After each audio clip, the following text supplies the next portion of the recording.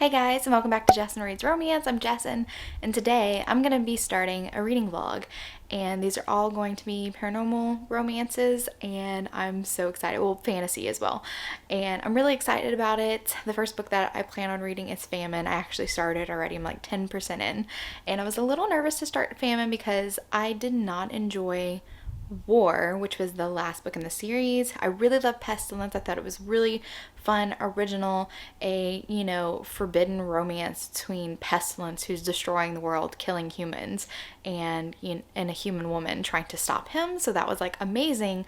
War fell really flat for me. Like, I did not like it at all.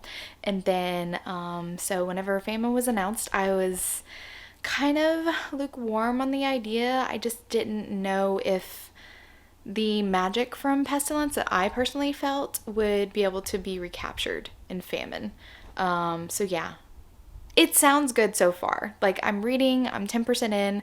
I like the heroine. She's really interesting. She is a prostitute, and it seems like they have a history, she and Famine. It's like they've met before, and I am a little bit confused on like the timeline because it says like the horsemen have been here for 25 years, so I'm not sure if that's 25 years since Pestilence has like appeared or 25 years since the horsemen, because I believe in Pestilence it says that the four horsemen appeared and then disappeared, and then all of a sudden Pestilence came back like years later. I'm gonna have to go double check that, but I'm not sure about the timeline, how far apart these things are happening. So anyway, I'm enjoying it so far. Too soon to tell, but yeah, I think I'm gonna like this one better, at least fingers crossed. Oh, and then the other two that I'm going to read is Wolfsong, which I'm really excited about. I decided to read Wolfsong since I have the rest of the series. I'm just going to read, I think Ravensong's the next one. I'm going to read Ravensong for the PNR readathon. And Forbidden Attraction. This is a KU read that I just discovered, and it's a wolf shifter romance, and it just caught my eye. So I'm going to do that one. So this is the reading vlog for those 3 books.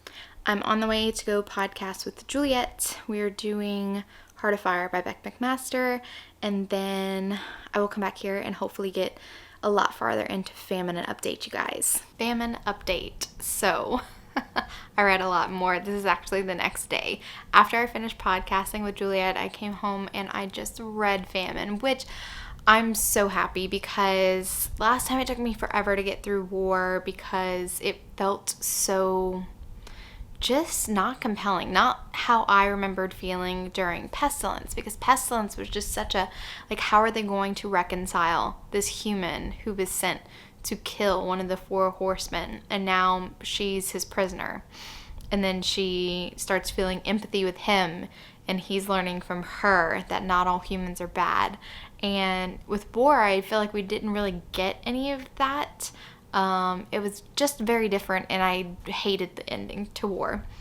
But that's not what we get with Famine, and I'm so excited about that. Since the heroine, Anna, has already met Famine 5 years previously, she helped him. He was in a bad state. As we know from the previous books, the horsemen can't die, but they can be like killed, and then they have to regenerate, and it's extremely painful. They can be tortured, they can feel pain.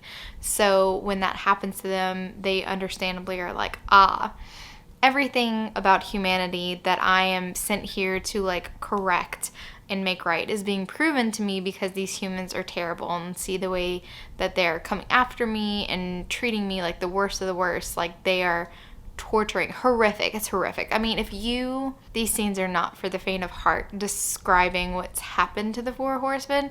And it's like, I think that's what makes these books so compelling. It's how can you root for these beings whose sole purpose is to wipe out humanity.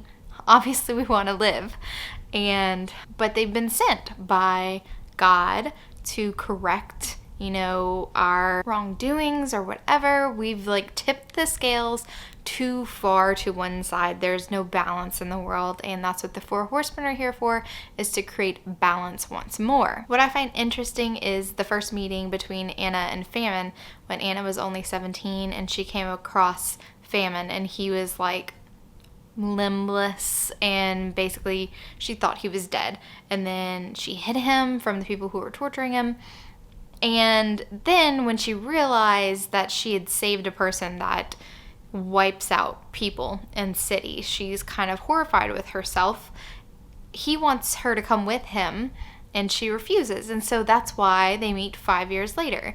And in order to survive, Anna has become a prostitute. And I really like her attitude, though. She's done what she needed to survive, and she doesn't regret really anything. And I find that her internal struggle with reconciling the fact that she helped somebody who decimated a city, her city, and everyone that she knew and some people that she loved in there. She tries to reconcile that just because she was doing the right thing. She still felt she was doing the right thing by helping somebody, because the way that he was tortured, it wasn't right. But also the way that he just wipes out people is something that she can't come to terms with. And that's one of my favorite parts of Pestilence, was seeing how they came to terms with each other's purpose. Like, what could one teach the other? Because they both have to, like, learn some things. The four horsemen, more than the humans, obviously, they have to be proven that there's still some good in humanity. Though there are some really wretched people that I'm just like, okay, there is a reason why the four horsemen are here, because these people are terrible. Now, the reunion scene between Anna and Famine is interesting. I don't want to spoil it, but yeah, it's definitely, I don't think I expected it to go that way. Eventually, they're kind of on the road together. They're on a journey together. Anna is still cannot accept that he just kills people. Obviously, she's never going to be okay with just witnessing death, and especially with people who have not done anything to him. And he's just like, everyone goes. Nobody is exempt from this. Nobody gets to be saved from this except for Anna, which is so interesting. It's so interesting. The horsemen never see that they are saving a certain someone. They're saving one person, their love interest, and that's where it starts. You know, that's just like the spark that, oh, humanity is not all bad. And I just find Famine as a character really cool. His nickname is the Reaper, obviously, and he has a scythe and he has scales. The scales are really cool. I loved Anna and Famine's relationship. The only qualm I have with the book is that I feel like a lot of scenes could have been left out because they were a tad bit repetitive. They go from city to city, and almost the same exact scene plays out with like a few little minor tweaks, but it's the same thing that happens. They enter a city and he stays there for a while, and then they end up by leaving and everyone dies, and she's upset with it, and it happens again and again and again. I think the story would have benefited if they've only went to 2 cities and more happened within the city to keep them there, because it didn't really feel like Famine was having like a progression, like a morality progression. Even though he's on the bright side, whatever, it didn't feel like he was understanding or changing his opinion on humans from city to city. That more happens like during the end, because that's the whole point of this book, is the humans convincing four horsemen that humanity is worth saving and that they should, stop. And settle down with them. But anyway, I love the way that this book ended. It's my favorite ending. My favorite ending. I think I still like Pestilence the best out of all of them, just because it was new, such a new and fresh concept. And I also like the fact that the heroine of that book was sent to kill him. It just created an interesting dynamic. But this one is most similar between Warren and Famine. Famine's most similar to Pestilence, and I really liked it. Got a little bit bored in the middle of it, but the ending was just like, wow. I've never been more excited for the next installment, which technically the next installment's the last one. I can't wait for it. This is completely different from how I felt coming off of War. Coming off of War, I wasn't even sure that I wanted to finish the series. And then finishing Famine, I am back in. I'm back in, and I cannot wait until Death's book is going to be so, so cool. And they call him Thanatos, and I'm just really excited about it. Now, that's not all I have for you, because I also started Wolfsong, and guys, let me tell you, this book is already giving me all the feels. I thought that this was going to be strictly YA, and it's not. And it really does remind me of J. McLean. I've only read one book by I've I've only read 3 books by J. McLean, and she tends to begin a story when the hero and the heroine are younger. Most of the time they know each other or knew of each other when they were younger. They start from like mid-teens and then they progress into adulthood like in their 20s, and this is what Wolfsong is. Wolfsong starts off with the 2 heroes because this is an MM romance. It's also paranormal, but it's told completely through the point of view, at least so far from what I have read. It's only in one point of view. It's Ox's point of view, and he is human. This is a small town romance. The town is called Green Creek, and it actually reminds me of quite a few towns in Louisiana, especially around my area. Reminds me of the town Lorville with like only 2 stoplights. And the first scene that we get is Ox is 12. The main character is 12 years old and his father is leaving, and it is just one of the most heartbreaking opening scenes, but also it doesn't feel too heavy. It never feels like it's too much for me. I just feel more invested in the character, and one of my favorite things about the character Ox is that he is a big, gentle giant. He's a teddy bear of a man. I mean, he's 12 whenever you first meet him, but oh my god, he's just like the sweetest, nicest thing you can ever imagine. I love him so much. I just got to the part where the Bennetts are introduced, which there was an abandoned house on Ox's Street. Like, they're the only 2 houses in this area, and the house has been abandoned forever. And then suddenly a family moves in. There's some things that happen before that, obviously, but like the first meeting between Joe and Ox, I was just like already having so many feels. It was just so magical. I don't even know what it is about this book. All I can tell you is that it feels so magical, and I can't wait until these characters start getting older. I'm so excited about it. I'm so excited, and I can't wait to update you. I'm just thinking because I like want to binge it so bad. I want to stay up and just like binge it, but I'm like so busy tomorrow and I can't stay up all night reading it, and I want to so bad. Honestly, I didn't know what to expect. Like, I knew that I would like it because there's been so many people that have similar tastes to me that have absolutely loved it, and I was going in cautiously optimistic that I would at least really like it. But I don't know if I'm setting myself up for like failure, but I'm already in love with it, and I'm like 13% in love with it. I don't want to like hype it up too much, but that's just the way I feel, and I'm really excited about it. Oh, and obviously this is a paranormal romance, but Ox is the human entity, and I just can't wait until like the werewolves start making themselves known. I'm just really, really, really excited about this book, guys. Like, I cannot wait. Alright guys, I will update you whenever I get a little bit farther in so I can tell you. I'm debating on whether or not I want to give some minor spoilers during this reading vlog. If I do, I will put up the spoiler tag because I just feel like this is the book, this is the kind of book that I'm not going to be able to shut up about, and I'm going to need to talk about certain scenes, and I have a feeling that I'm not going to be able to talk around them is what I'm thinking. Okay, enough talking. I need to go read. So a little update for I almost said Wolf Gone Wild. Jason, Wolfsong. I think this is, I don't want to say like the turning point, but I think this is the point where it's like we get into the more adult aspect of the novel. Like, we've moved on from them being children. And I do have to just mention that this book just feels so powerful to me because of the way that TJ Klune wrote the importance of the Bennett family to Ox. And Ox is just like, the way that he wrote found family, to me sometimes found family can be like a little bit cheesy. I don't want to say cheesy. I've just read a lot of romances where it's just kind of like, you know, you're my brother because I chose you. But like in this book, you actually really feel the deep connection between Oz and the Bennetts, and Oz and his mom. Like, his mom gets brought into the fold, and I just like the way that the Bennetts just like are so welcoming to Oz and his mother.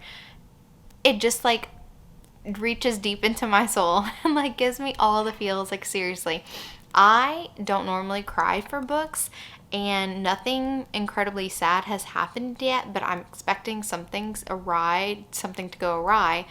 But I have teared up at so many moments during this book. I haven't full on cried yet, but I've teared up so many times because it's just so moving and touching and beautiful. I love the relationships between all of the characters. It's just amazing because Oz just felt so alone. He and his mother were so alone, and after living with his father, I'm glad that that wasn't super focused on in the beginning, his father, but the way that he put Oz down in the little ways, people are gonna give you shit because you're weird and just expect it, and you're dumb, ox, and man, it hurts my heart. And then the Bennets come in and tell Oz that you're somebody. I keep saying Ox, that you're somebody, and it's just it's so beautiful.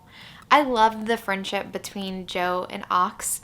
I know that it's going to develop more, but it's really powerful, just them as friends. Of course, since Joe is so much younger than Ox, it feels a lot more pronounced since they're younger. Ox is 16 when he meets Joe, who is 10, so 6-year age gap, and it feels like a lot whenever they first meet because Joe is very much a child when they meet. The first words that they speak to each other, it's just, he's so vibrant and full of life and asking questions just like children are. They're curious. And then we have Ox, this 16-year-old guy who is an old soul, and he's deep and he just wants to belong. So definitely at different stages in their life, but so now that they're older, though, because we've gone through the years and there's been some really moving scenes, but now Joe is 17, and there's this scene that happened. Something happened, kind of like a change in their relationship, just like minor change. And Joe is teasing Ox at the dinner table. It is hilarious in the way that the family is brought in on it, and they're just like, Joe, stop it. And Carter and Kelly are Joe's brothers, and the way that they tease Ox is hilarious, and Ox really needs that. It's just, I love this book so much, and I'm so glad that I decided to read this early and do Ravensong. I believe Ravensong's the next one, which I'm assuming it's going to be Gordo and Mark. I'm really excited to find out what happened with their relationship. But anyway, I hope to finish this by tomorrow. And then after I finish this, if this isn't a 5-star read, then I would be so surprised by the end of this. And then after that, I'm going to read Forbidden Attraction, which looks like it's going to be a lighter shifter romance. This one doesn't feel too heavy though. It's so, the balance is astounding. TJ Klune is just phenomenal. Wow, never read him before, and yeah, definitely gonna read this whole entire series. Okay guys, I have podcast editing to do, video editing to do, all kind of things to do, so I'm gonna do that and read at the same time and see how much I get accomplished tonight. Hey guys, I'm back with an update for Wolfsong, and don't mind me, I had to take off my makeup. Most of the time during these reading vlogs, I will be makeupless, and yeah, sorry I'm not fixed up for you guys. But anyway, Wolfsong, 5-star read. It just was, oh my god, it was so good. I cannot tell you how many moments there were that completely and totally moved me, because these characters were just so relatable and so real and so inspiring in a way. I just absolutely love the way that the Bennets took in Ox and his mother. It was just one of the most moving things about this book is the family, the camaraderie, and I just hit myself in the face, but it's fine. The family and the camaraderie in this book is pretty unparalleled. I can't think of another series that I would compare it to. I just absolutely love the way that the Bennets took in Ox and his mother into their fold and made them feel like they belonged and that they were worthy, and oh my goodness, I just loved it. Anyway, so whenever I first started this book, I thought that it was YA, and I just wanted to show you guys how much YA it was, because part of this book is when the characters are younger. Ox is 12 and Joe is 10. So there was a 6-year age gap. It's an age gap romance, and it feels bigger when they're younger, obviously, because a 16-year-old's maturity compared to a 10-year-old's maturity is just like, feels very vast. But once they're older, it doesn't feel that way, especially after the events that transpire. And I'm not going to give any spoilers out in this review, but I just want to show you guys how much of it was when Joe was younger, up until whenever he turns 17, which is kind of a turning point, but lots of things happen around this time. Not exactly whenever he turns 17, but around this time. But I just want to show you guys. So here is when they were younger, and this is whenever they were older. So the majority of the book is when they are older. But I have to say, some of the most moving scenes are when they're growing up. It's so good. Oh my God, it's amazing. I loved it. I'm so glad that I read it. Honestly, 5 stars. I cannot wait because there's so many characters. I want everyone to have an HEA. There's so many characters in here, but I never felt lost. I never felt like somebody was like lost in the fold. When characters were introduced, everybody stood out in my mind. And that is a gift because, especially in paranormals, there tends to be a lot of characters that are introduced, and they could feel like they blend a little too much, especially whenever you have a lot of characters introduced. But all the characters stand out. They're fantastic. But anyway, I read Wolfsong ahead of time. I was originally going to do it for the PNR readathon, but I'm going to read Ravensong, and the PNR readathon starts tomorrow. I'm not going to read Ravensong right away because I want to give myself the best chance to have the most books finished by the end of the readathon. So I'm going to start off with the novellas. But Ravensong is not at the bottom of the list. I cannot wait. I'm pretty sure it's Gordo. Yeah. I just glanced at the back. Gordo's definitely on there. It's very hinted at what Ravensong's going to be about. Just by the title, you'll know. If you read Wolfsong, you'll know that Ravensong's about Gordo without even reading the synopsis, which I'm not going to read. I'm really excited. There's definitely going to be some time overlap between Wolfsong and Ravensong. There's no way there can't be. At least part of the way. At least part of the book will be time overlap, which I'm fine with because I just absolutely love this family. It's amazing. It's amazing, and you should definitely read it. So, since this is October 29th, and I know this vlog is taking me forever to get down, and it's not because I wasn't enjoying Wolfsong, it's that the time to read during the week is very scarce nowadays. Weekends are definitely my time to read, which is why I'm going to try to throw everything I can in that PNR readathon this weekend, tomorrow. Starting tomorrow, I'm going to be like laser focused. But I did start Forbidden Attraction by R. O'Leary. Yes, Forbidden Attraction by R. O'Leary, Raven Falls. The cover on Goodreads is not the same cover. That's on Amazon. I'm wondering which is the latest cover. I like the one on Amazon. But this is a shifter romance. The hero, Jack, he's a shifter, but it's not werewolf, because werewolf or wolf shifters are a completely different type of shifter. They're like a type of shifter all on their own. And then the rest of shifters can be any other type of animal. But anyway, the whole premise of this story is that Jack is a shifter, and he shifts into this kind of dog-like animal. And he is found on the streets. He's wounded, brought in by a bunch of teenagers to this vet clinic. And the heroine, Louise, who her nickname is Lou, she just moved to this small town of Raven Falls. And everyone's kind of unfriendly, which is hilarious because small towns are supposed to be like friendly. But yeah, she just moved here and she's really not fitting in. She had like a crap time with her previous boyfriend, and she's just trying to like move on. She has this instant connection with this dog who has been brought in wounded, and when she tries to leave, he's whining. The other animals are going crazy. So she's just like, just this night, I'll bring you home. Even though my boss hates me and I can get in a lot of trouble, I'm going to take you home. So she brings him home. The dog, who's healing, insists on sleeping in the bed with her. And what do you know? When she wakes up in the morning, there is a human man, in her bed.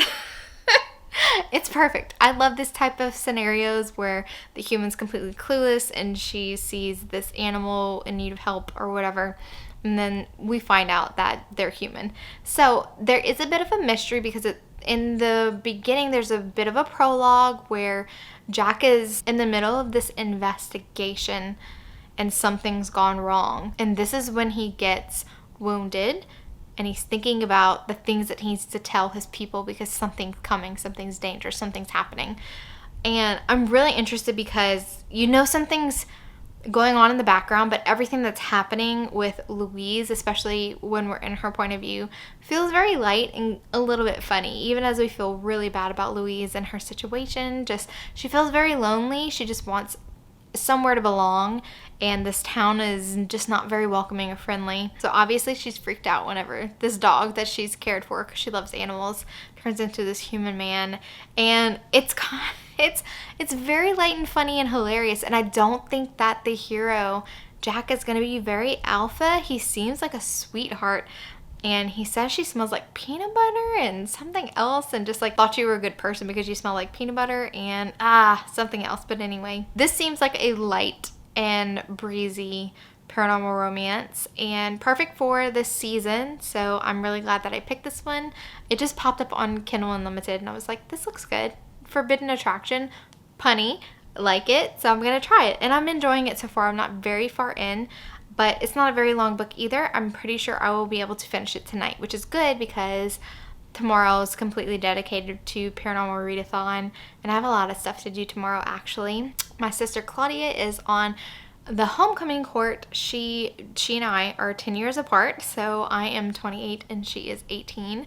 But anyway, it's an exciting time. It's very weird because of COVID, so there's lots of restrictions. None of the things that happened during homecoming week are happening, but they are presenting the homecoming court, and I'm going to be doing stuff for her tomorrow. So my time on Fridays is usually open, but tomorrow it's going to be limited. So that's another reason why I'm starting the PNR readathon with some novellas because I need to knock some of those out because I have quite a few on this TBR, but I swear I'm determined to get the majority of them done. I have a lot of faith in myself, but it's a lot of pressure to put on myself as well.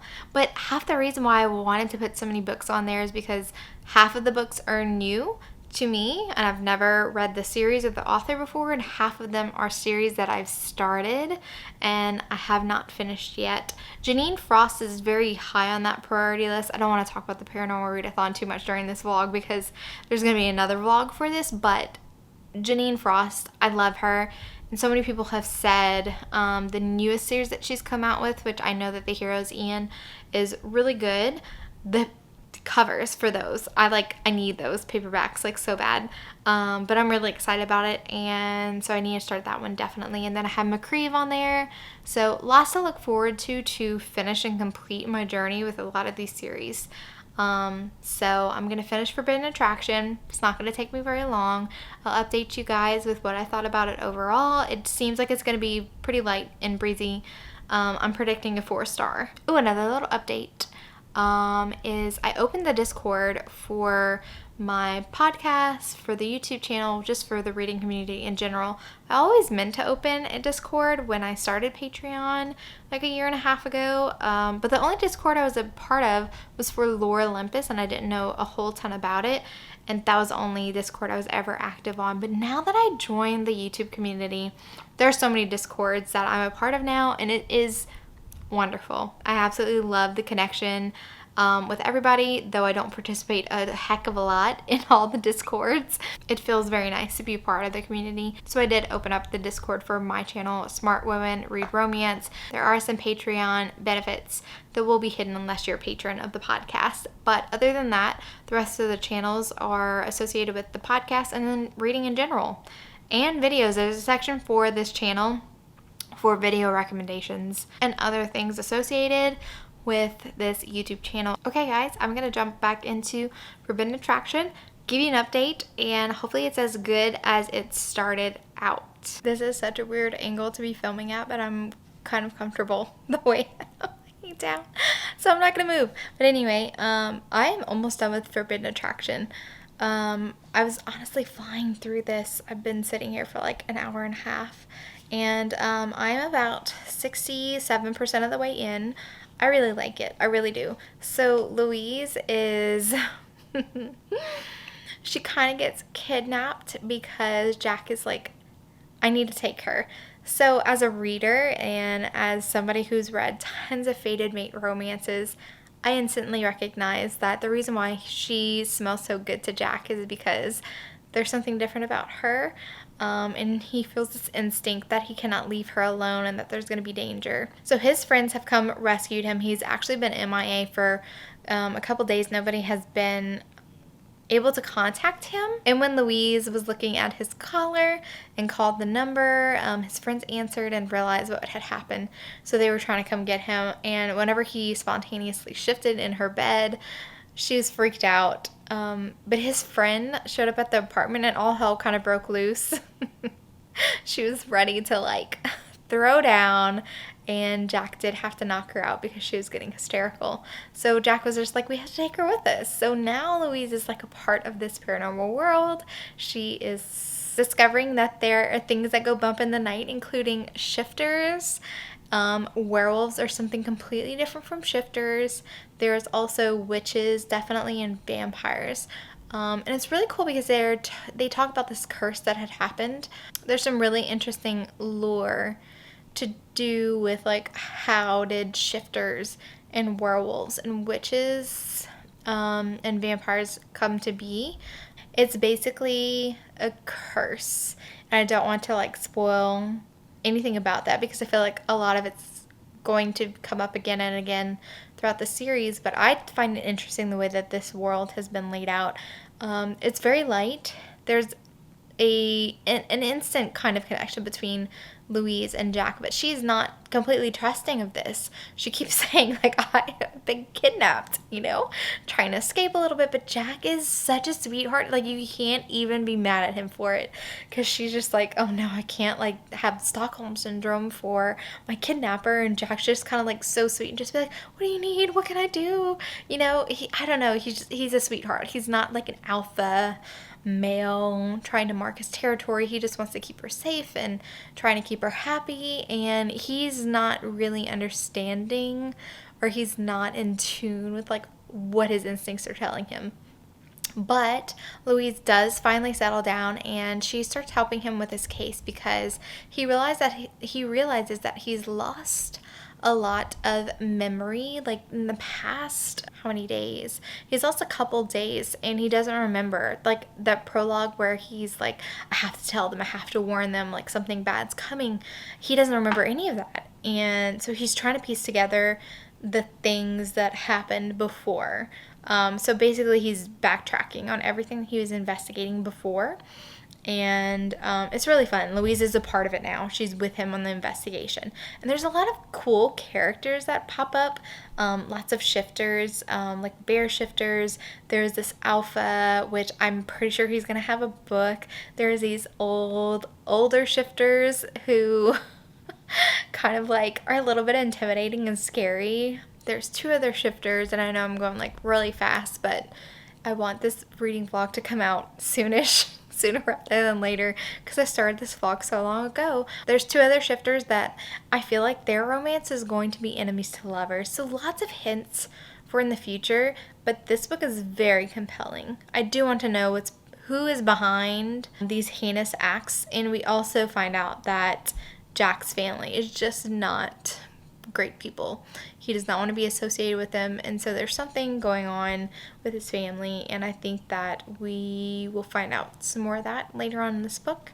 And yeah, I'll update you guys when I finish that. I feel like I'm going to finish that in like another hour or 2. Good KU read, especially for like spooky season. I don't feel like spooky season really ends with Halloween, because I want to read all the paranormal things into November as well. Spooky season kind of like melds into cozy season, and I still want to stay in this kind of paranormal world. So yep, that's like future outlook for the channel, is more cozy paranormal reads, not scary, because I can't do scary. Okay guys, I finished Forbidden Attraction. I wouldn't say that it was easily predicted who this bad guy was, like this conflict on who originally shot Jack. I can't say it was predictable, but once some names came on the list as potential like suspects, then it was a little bit obvious in a certain way. But I overall really enjoyed this book, like a lot. I don't know, maybe 4.5 stars. A funny thing that I've noticed about myself is that I tend to rate historicals and paranormal / fantasy books easier than I do contemporary. I don't know, there's something about their fantasy aspect. This isn't really real, and it's fantastical, and it's an escapism. And Juliet, if you're watching, this is what she tells me all the time, how she can handle more traumatic events in paranormal and historical than she can in contemporary. And I tend to just rate paranormal, fantasy, sci-fi higher than I do contemporary. I'm very much more judgmental about contemporary than I am any other subgenre of romance. But anyway, I really enjoyed Forbidden Attraction. I think that it was really fun. Louise obviously is caught off guard by being introduced to this paranormal world and universe and kind of being pulled into it against her will, but it had such a light aspect, especially her and Jack. Her and Jack's relationship is very light and airy and fun. Jack is such a sweetheart. He's not alpha, not to say that he doesn't have some Ollie. Not to say that he doesn't have like some mind tendencies and possessive tendencies, but I feel like they're really well balanced from his just overall really nice guy personality. And I think Louise really deserves that because she's had just like not a difficult life, but just not an easy one. And she does find that sense of family when she is pulled into this paranormal world and meets a lot of Jack's, family, his best friends, the alpha, and his daughter. His daughter's so cute. I love her. But yeah, some interesting things going on. I'm excited to read. I will read more in this series. I think it's really fun. If Goodreads had quarter star is like Storygraph does, I would rate this 4.25 stars. I really enjoyed it. I think it was light, fun, airy, and a good paranormal world. I'm excited about it. So yeah, good. So that officially concludes this reading vlog. I feel like I've been vlogging for this one for forever, just because it's taken me a while to finish these books. Normally I would be able to finish these books within a day of starting them, but I've just been so busy that to find the time, and I've been so tired at night. I've been reading and then just like zonking out. I cannot tell you how many times I've hit myself in the face with my Kindle at night while I'm reading, because I love to read at night, and it's my quiet time and I like to go to bed that way, but it also puts me to sleep, unfortunately. So I haven't had a ton of time during the day, but I'm glad that I got these books done. All the books that I've read during this reading vlog were phenomenal. Nothing under a 4-star, which is like a huge win for me. I'm so excited for myself. And this honestly is very promising for the paranormal romance readathon, because all the books that I've read for this reading vlog have been within the paranormal or fantasy realm. So paranormal romance readathon, I'm so excited. I'm ready. I'm so ready. Tomorrow I'm going to start probably the group read. I'm going to start The Power of Hades, and then probably Mating the Huntress. The one by Talia Hibbert. I forgot what the title is, but I'll start with those two since those are novellas. And then I'll move on to the full-length novels. I'm really excited about it. I can't wait to start, even though you won't be able to watch the vlog for like at least another week, maybe a week and a half. You'll know it whenever you see it. But anyway, I need to go to bed so that I can have some beauty rest and be ready for that paranormal romance readathon. I feel like it is a marathon on a sprint, but I'm starting off really strong tomorrow. At least that's my hope. If you like this video, give it a big thumbs up. And if you're not already subscribed to my channel, make sure that you subscribe and you'll be notified on any future videos that I do. Thank you so much for watching, and remember, life's better with a little HEA. Bye guys.